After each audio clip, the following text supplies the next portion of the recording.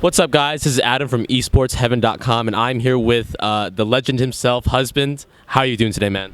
I'm doing fantastic. I did great in singles. I've already accomplished like every goal I came here to accomplish, and I still get to commentate top 8. So I'm so excited. What were those goals that you accomplished? I wanted to get like top 128. I got 64th. So I'm out, but like I can't complain. I did fantastic. And then I wanted to play well with wife and teams. We didn't make it out of pools, but I think we played well. And we haven't teamed together in so long, and he's not as active anymore. So I really wasn't expecting a whole lot. I just wanted to play well, and we did. We played against really good teams and did well versus them. Even though we lost, we still did well. So I'm really happy with that. Okay, so I was talking about this with wife. This is one of the first things I opened with. You guys are mainly known for your doubles, right? And you love doubles. And wife has talked about his advocacy for doubles. How are you feeling about the state of doubles right now? I don't like it at all. I don't like the state of doubles. I mean, if you want to get real here real quick, because husband has a lot of like bold statements. Teams should replace singles. Boom, boom, completely. No, and we are the opposite of that right now. I love teams. It has so much. There's a dynamic there, right? It adds more levels to the game, and that's what makes it so exciting. And I think a lot of players can't handle those levels, and that's why a lot of players don't enter teams. So I think if you want to say you're good at Smash, you have to do well in teams. So there's people that just do singles. I'm going to call out Hugs. He didn't enter teams here. He didn't enter. I mean, if you want to be good at Melee, like, you know, Hugs. I'm not saying Hugs is bad, but you can't claim you're good if you're not even entering teams, because you can't play on that level if you can't enter teams. I think 900 people entered singles, and then there were only like around 100 or so teams. That's ridiculous. There should be 400 teams. You know, half of that. Right. So, okay, again, you're. I would say, is it right to say that you're kind of unhappy about the entry numbers, right? Just the attention it has, right? That's correct. Yeah, that's absolutely correct. Okay, how do you feel about the level? Because in my opinion, I think that the teams, like the people who are known for being really good teams, are highlighted a lot more. They get a lot more attention these days. Yeah, so I mean, I like where it's going. I like that PewFat, you know, they're known to teaming together, and they're actually doing really, really well. And, you know, and that's why wife and I got so much attention back in the day, because that wasn't a thing. I really believe that, you know, there was only a few teams that were doing that back in the day, and we were able to beat teams that, you know, in singles, the team, you know, the players themselves were much better than us, but we were able to beat them in teams. So I really want to see it go that way. And I got to play some European teams earlier in the week, and I love the teamwork that they had, and I love seeing friends come together and team together. Okay, so obviously you want teams to get better, and so is wife, and so is a lot of people, and I've been asking everyone else, how do you think that can be done? What do you think, what steps should be done to make doubles achieve the level that you want to see it at? Yeah, absolutely. You know, I think about that a lot. We just have to get more people entering. So, and a lot of it's a money thing where people, you know, I talk to people, hey, why don't you enter teams? Oh, I know I'm not going to win, and I didn't want to waste the money. So I haven't like thought it completely through, but I think there needs to be some kind of incentive for entering teams. Like, hey, if you enter teams, we'll discount your singles, or something like along those lines, or we'll waive a venue fee, or discount a venue fee if you enter more events. So maybe just not teams, but the more events you enter, give some kind of incentive to those teams that they know they're not going to win, but they still want to get into it. And I think if people really start getting into it, and we get people in that direction, they're going to start enjoying it more, and we'll see team play rise. We'll see enjoyment for it rise. I just think we need to give some kind of incentive for signing up for teams. I think that would be a good idea. I've heard a lot of other good ideas this weekend as well. Now, okay, so going back, you've played a long time. You're some would call a legend of this game, but we didn't see you for a while. Just kind of fill people in on where you've been in that time before you came back. Yeah, so I mean, I know I disappeared from the Smash scene for a little bit. I came back in like 2011, and not many people noticed because I was in West Virginia, and I was doing great out there. I went to some like Ohio locals, Pennsylvania locals, and I was playing very well. And then when I graduated college and moved back to Maryland, I moved into like I was very far away from everyone who played, so I actually took a few years off. And then I just recently came back, been going to locals and trying to actively get better at the game. Like, I really feel the drive for competition. Right. Is there something that got you back that drive? Is it just like being able to play again since there were people in your area, or did something happen that competitive spirit was lit once again? Yeah, I mean, like, no, competitive spirit never went away. I would always replace it with something else, either with work or another game. I'm always competitive, so it wasn't that.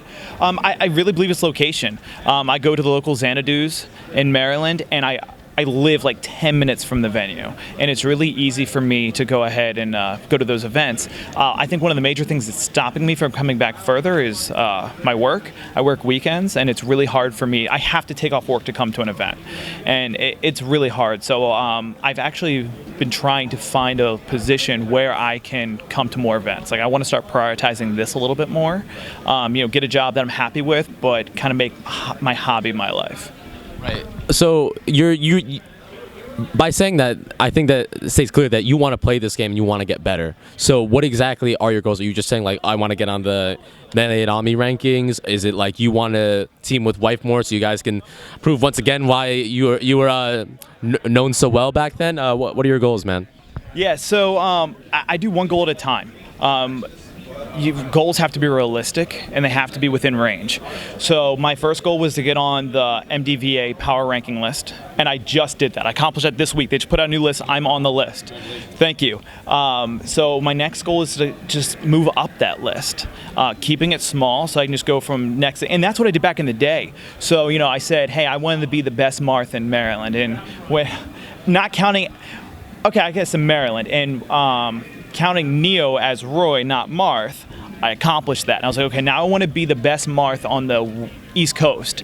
Once again, not counting Azin, because he has every character, I accomplished that. And I kept moving up, and that's kind of what I'm doing now. So no, I don't have like, I need to be top 8 or anything like that. We're just going to see how long it goes. You asked me about my goals with Wife and teams and stuff like that. Sadly, I think Wife is done competing. He might have told you that. I'm not too sure. He loves the scene. He's never leaving the scene. He loves being a face of the scene, a personality, if you will. But I think he's done competing. And I mean, if I can talk him into coming back, and I've been trying, it has not been going well. I would love to team with him, but I might realistically start looking for another teammate that I can team with on a regular basis. I was going to go to Nintendo. We've teamed together before. Unfortunately, he's leaving the East Coast, so I won't be able to team with him as much. But I might like put my resume out there. Open teammate. Accepting applications. I have a lot of experience with the Peach, stuff like that. So it's always been talked about in doubles that it's really important to have a static partner. And obviously you with Wife, you guys have been playing together for I don't know how long now. You guys know each other inside and out. Do you think it'd be possible to find a partner that could even live up to those expectations that Wife has set? Yeah, I think so. And I might have questioned that a little bit more if it wasn't for this week. But this week I teamed with some European players in friendlies, and it felt like I had Wife on my team. The trust was there, and they didn't even know me. It's just that's how they play teams. It was Zaghetto. He was always ready for me to knock an opponent back to him. He was always ready to get me if I needed help. He was right there, and I'm not bashing Wife whatsoever. He's a fantastic, amazing team partner. But the game has advanced a lot, and some of these team players, they're there. They're ready to play on that level. So I think it's very doable to get somebody that can be there. On like a friendship level, no. I mean, I've known Wife since I was 9 years old, best friends since then. But on a trust smash level, yeah, I think I can get there with somebody else. You've spoken a lot about playing now, but obviously you're going to be doing commentary. You're doing top 8 here, and I believe you're doing top 8 at another event. So we've been announced for Dreamhack. I don't think it's been announced what position we're doing there. I could be completely wrong. I could be completely oblivious, and they've already announced that. But I am doing Dreamhack, and I'm really excited about that. And I'm so excited about doing top 8 here. Top 8 is so much easier. No one really knows that. So how does commentary fit into your goals then? Because obviously you want to play a lot, but I know I talked to Wobbles, and he said that like playing and commentating in the same tournament, he said, is extremely stressful because he feels like he's going from like switching between two different modes that he feels like he can't do either job really right. How do you feel about that? Yeah, I mean, it's so interesting. So at Xanadu, they've been asking me to commentate, and just like 2 weeks ago, I lost to a Jigglypuff player, and they're like, hey, husband, we need you to commentate, and I had to commentate on that Jigglypuff. So I had to pick my my words very carefully. Couldn't use the word camp. I was like, he's very patient. He almost timed me out. So I was like, he's a very patient player. So yeah, you have to go from that competitive mindset, almost like, you know, feeling the heat, and you got to turn that off, and what you got to turn on is like the positive melee vibes, because now you're talking to people that just want to hear information, not bias and, you know, commentary. So that was hard, but because I've been practicing it at Xanadu, losing and then jumping on the mic, the more you practice it, it's getting easier. So like, you know, hey Wobbles, if you see this, try it more. If you try it and practice it, and you can keep that temper down when you need to get on the mic, I think that's very doable. Are you actively working on improving your commentating as well? I'm actively improving on it the ways that I actively improve on things. I don't like planning. I don't like preparing. I like jumping. I like to leap. And I think wife and I commentate very well together because this dude has notes everywhere. He's gone right now. Like, we have 4 hours before we commentate, and he's like now like in his own little zone doing research and planning and preparing. I'm like, no, I don't need to know. I just want to jump into it. And I think about it. So like, and I know that doesn't sound like much, but like when I'm driving or when I have alone time, I think about what I say and how I say it, and sometimes I struggle with pronouncing words, so I actually practice words. I had a hard time saying philanthropy. Not that I would say that in Smash, but I couldn't say it before, and I practiced. I kept saying Pikachu, and people were like, it's not Pikachu, it's Pikachu. So I've actually been practicing Pikachu, and I'd say, I'm driving to work, Pikachu, Pikachu. So I practice in those ways. Okay. Yeah. When I talked to wife, he said that in his ideal world, there should come a time where he's not needed for commentary. Do you kind of feel the same way, even though you guys are a casting duo, if you will? No, and unfortunately, wife and I have very different views when it comes to the Smash scene. I think we love it the same amount. We just love it in very different ways. I love competing. He doesn't. I really enjoy commentating. I think he eventually wants to get away from it. I look at it as a very, very prestige position, and I'm not saying he doesn't look at it that way. I just think he'd rather spend his time doing things that are more valuable to like his own views, where in my views I think it's a very valuable position and sometimes underrated. So no, I'm not trying to get myself out of the commentary world or push to something greater. I really enjoy commentating, and I would love to commentate in more events if I had the opportunity. I think a lot of people would love to hear a commentary, man. I think that you and wife especially, but you're a good commentator in a sea of already great commentators that we have in this scene. So I'm not gonna pretend to know you that personally, but from certain observations that I've had, I think that you're not really afraid to, like, I don't want to say talk smack, but like say things that someone might not say, and even if it makes some people upset, you're okay with that. For example, I remember, I think on Twitter, there was one time when you won Xanadu, and you called everyone out on Twitter and just saying, like, I shouldn't be winning these. Like, where is everyone? Something like that. Where does that come from? Where does that, like, just drive to just be honest and, like, not be afraid to, like, maybe upset some people come from? So, I mean, if you want to go back way in the day, I mean, I called out Sastifer years ago, and just, I didn't even know who the guy was. Eddie from the Midwest came up to me and was like, I think this Sastifer guy could beat your Marth.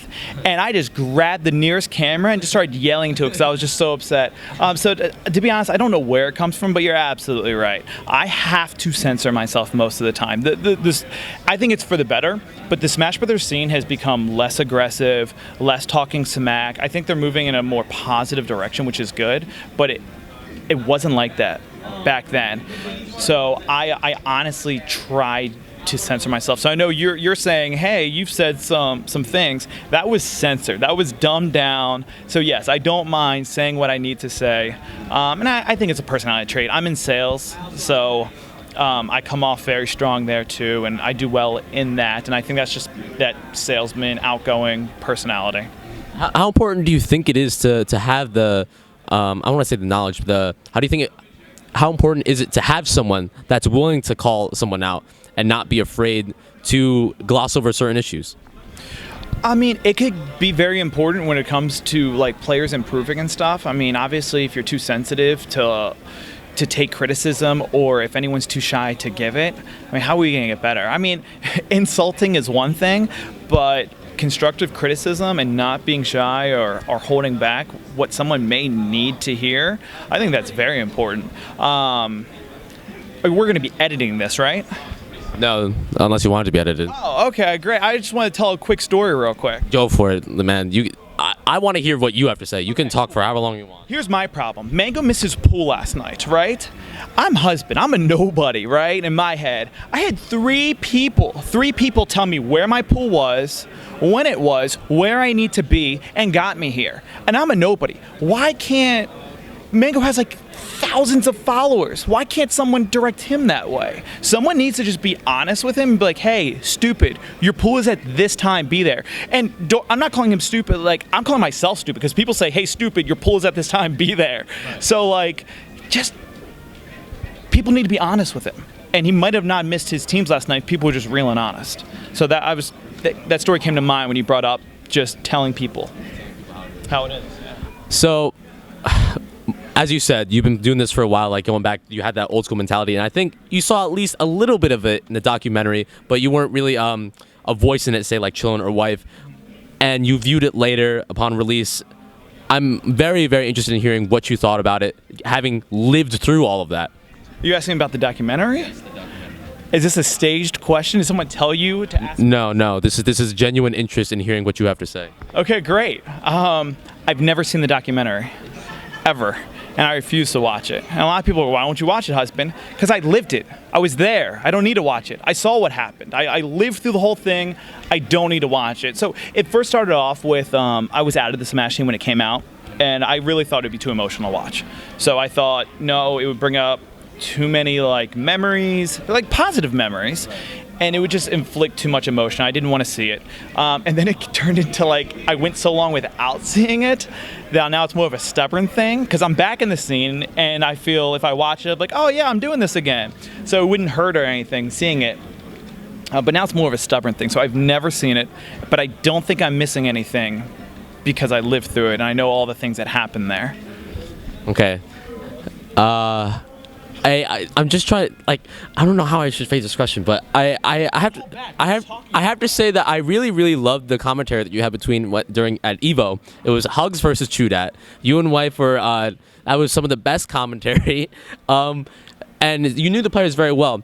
So I guess my question is, what was it like seeing these old school players go at it for such a prestigious spot in, I guess, this new era? And on top of that, I remember you guys also commentated PC Chris versus Ken, Apex 2015. I'm sure that was a throwback too. So what's it like for you guys to commentate, I guess, these old school players in this new era? Yeah, I mean, it's a lot of fun, and I like seeing old school players do well. But I have nothing against the new school players at all. And you see that a lot. You see guys come back and they just start rooting for old school players just because they're old school and I'm old school. I don't feel like ties like that. I get a lot of people come up to me and say, hey, I played back in the day too. And I don't feel a connection there because I just feel a connection. You play Smash and I play Smash. It doesn't really matter when. But the reason why I like seeing old school Smashers do well, there's a strong belief, and I heard you were interviewing Chillin' before this, and Chillin' was like, oh, older Smashers have trouble. I am 31 years old, and my reflexes and speed and my Marth is better than it's ever, ever, ever been. I don't think age is slowing me down whatsoever. Now, obviously, like, my ranking and where I stand in the community, I'm lower, but if my Marth today went and played my Marth from then, today's Marth would destroy the old Marth. And just seeing my reflexes, I'm able to do things and catch things I've never been able to do before. I don't think age or my hands are wonderful. Like, I don't have issues that Mewtwo King has or anything like that. So I don't think age affects my play whatsoever. And so that's why I like seeing other Smashers who've been playing a long time to kind of back up that belief. Because a Wife says he feels as he's slowed down and, through time and stuff like that. I don't feel that whatsoever. As you said, you're doing commentary and playing here, but you've also been manning the Super Smash Con booth at certain times. What exactly is your role at Super Smash Con? So, I mean, realistically, I want to be a little bit more involved, but right now it's almost on the volunteer level. Now, I'll be doing more stuff the weekend of. I'll actually be running the front of the house, pulling. I'm in management and sales, so I'll be pulling kind of that skill set over and be running the front of the house. And that's what I was doing last night. I was selling. We were trying to get people to sign up, and they totally should, because it's a good deal to sign up right now. The price is about to go up. Yeah, it would just sell, help out, be an extra person on hand if they need something, and then more of the weekend of is where my role really kicks in. Were you there last year? I was. So I was actually in a wedding last year that weekend, so I couldn't be there for the whole event. But I did go to the event last year, and I got to commentate at it. Okay. Are you going to do commentary this year? Okay, so I want to, and once again, wife is really leading a lot of the things in the SmashCon world, and he, as we talked, he doesn't view commentary as important as a role. He has told me, you're too important to do commentary. No, you're not doing commentary. I can't have your skills wasted on that. And I know that's but he really believes there's other things are more priority when helping out at a major event. I want to commentate, but he's leading the show. And if he wants me doing something else, I'll be doing something else, but I would like to commentate. As you said, Super Smash Con is a major event, and we have all these major events. And as someone from the old school, what's it like to see Smash get to this level where we're like going to EVO, we're filling out ballrooms, where we go to these esports competitions, as you said, like Dreamhack, and we have all these players, new players, and this game came out in 2001. How does it feel to you to see, I guess, the slow like crash and burn, but then rise and then like catapult into space? Yeah, I mean, it's bittersweet. This is the reason why we failed before. This is the reason why Smash died. We didn't have spectators. The internet, Twitch wasn't out. YouTube was just becoming a thing. I'm aging myself here, If we would have had spectators then, we absolutely, I think, would have kept going through when the Brawl released, kept going when MLG dropped. I don't think MLG would have dropped us because we would have had so many spectators, but we didn't have a media for them to view us. So I mean, this is the dream, 10 years ago. This is what we wanted. A large tournament back then was 200 people. It was exciting. Like, you were breaking records if you hit 200. So the fact that, some tournaments are hitting 2,000 it's the dream. It's unfortunate that we couldn't have done it then and we had to die. That's the bitter part. But, I mean, it's amazing that it's happening now, and better late than never. Yeah. It's insane to think, like, as you said, that the numbers changed and then it seemed like it was dead in the water, and then we came back. Let me ask you this. Do you follow any other esports or no? No, not really. Okay, never mind. I can't ask you that question. Okay, so maybe going outside the game a little bit. Obviously, you work full time, I'm assuming. How does that work out? Because it's very easy for us to relate to this. But I mean, when you're at work and like, oh, I need off because I'm gonna go to this video game event, and then everyone's just like, what? Like, do they get it? Do the people in your personal life get it? How do they feel about it? Yeah, so I think a small advantage that I have is I'm actually a manager at GameStop.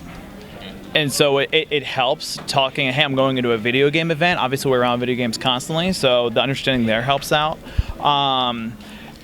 I know it's going to sound like I'm sucking up or something like that, but I married the most amazing person ever. She is so supportive. I got a text last night from her saying, please don't feel guilty playing Smash. I know you're having fun. Stay there. Because I kept messaging her like, hey, are you okay? Would you like me to come home?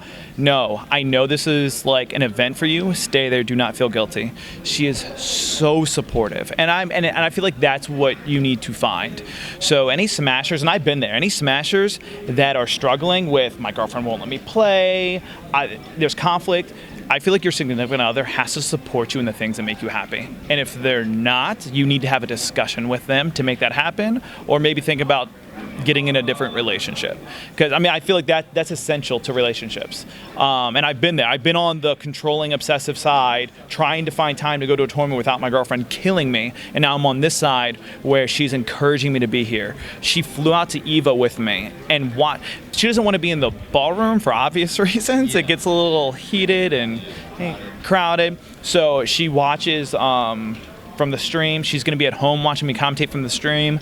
So she supports in every way she possibly can, and I feel like that's what someone needs to be doing in a relationship. There you have it, guys. Relationship advice from husband himself.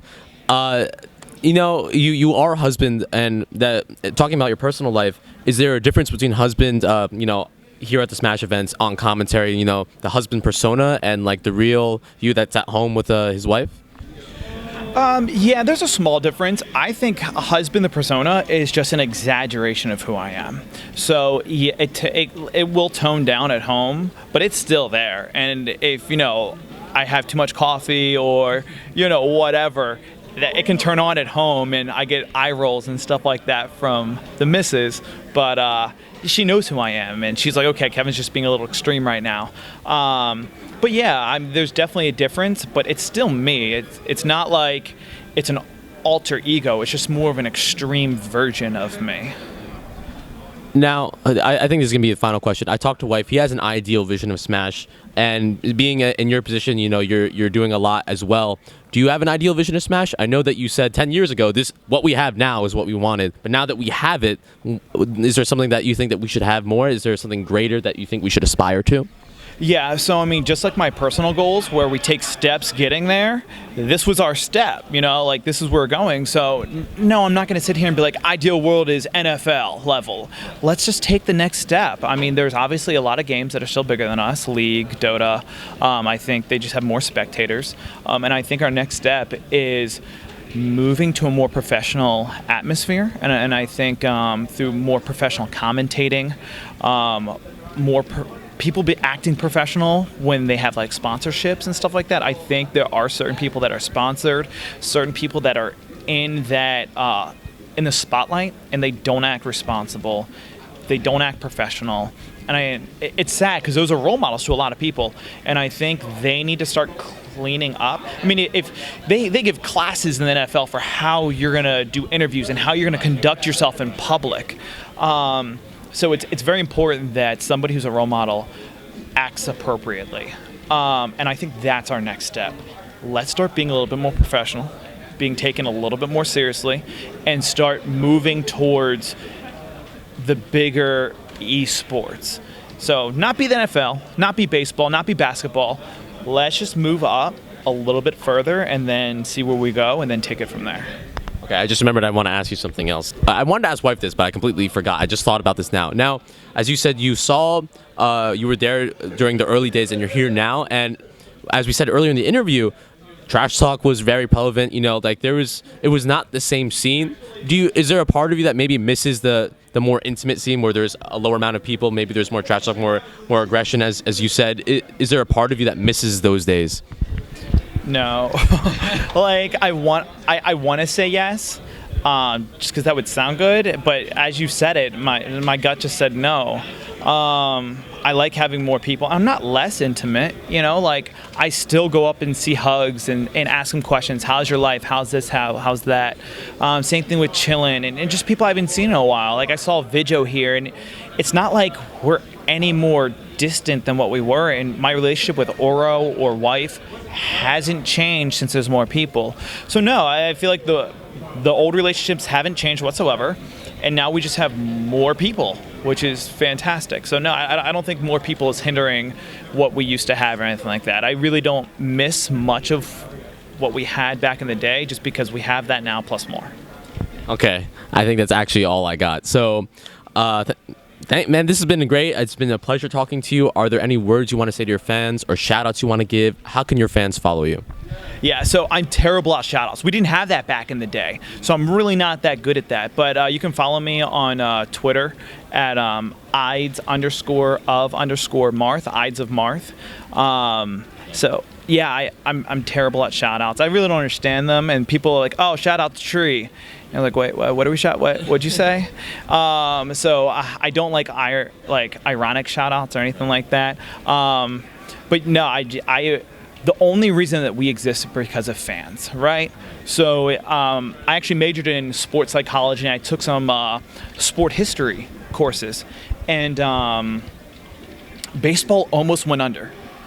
Baseball, they were traveling from one town to another.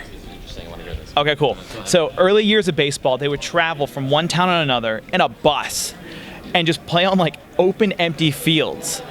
Like we used to do. We would just travel for hours, we'd all get in a car, pack off our stuff in, they would sleep like in either like people that are willing to house them or in like really, really bad locations like barns and stuff, just to compete. And that's where we started.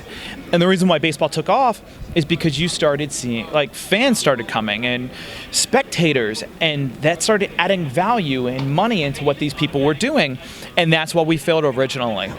So to those people, those players that ignore fans, won't sign things, find it annoying when people come up and just want to talk to them, they need to stop and let that go. And not just smash, but like even like professional like sports players, they really need to appreciate their fans, because without their fans, you're just doing something that nobody cares about, and you're no longer in that light anymore.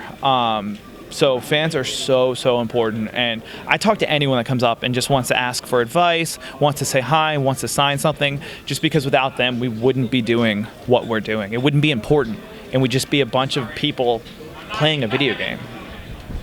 Well, there you have it, guys. That was a history lesson wrapped up into a life lesson. I think that there's no better way to conclude this interview. Stay tuned to esportsheaven.com for more coverage of Pound 2016. We'll see you.